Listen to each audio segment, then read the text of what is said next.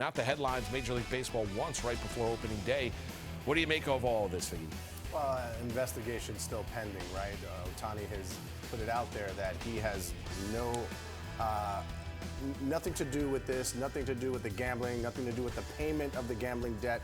That's a story that changed very quickly in the span of 24 hours, right? When the news first broke while they were in Korea, and then the next day, there was a lot of misinterpretations of what was going on. And even Ohtani's camp had said they got a bad translation from Ipe just himself saying what exactly happened with this scandal.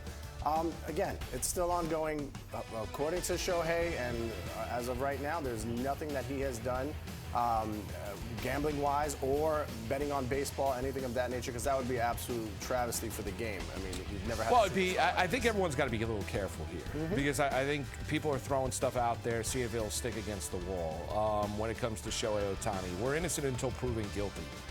We really are, and people want to try and get ahead of a story. Let's see exactly how the story develops. Now, the way that it came out, the two different versions to the story. How does an interpreter who is closely, one of his best friends, have access to $4.5 million to be able to steal from Shohei Ohtani?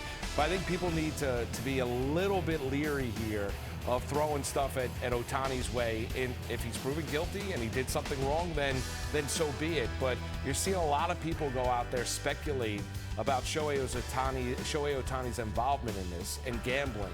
And I think you got to be a little bit careful here because all we know is what we know right now. And it's a confusing story to begin with. There's an investigation that is ongoing. I actually believe what Shohei Ohtani had to say because someone has to lead me. Why would it all of a sudden, if he is such a gambler, why all of a sudden would it pop up now? So that's the other thing that you throw into the equation. So let's see how this legal process does play out before people start to speculate and throw Shohei Ohtani underneath the bus.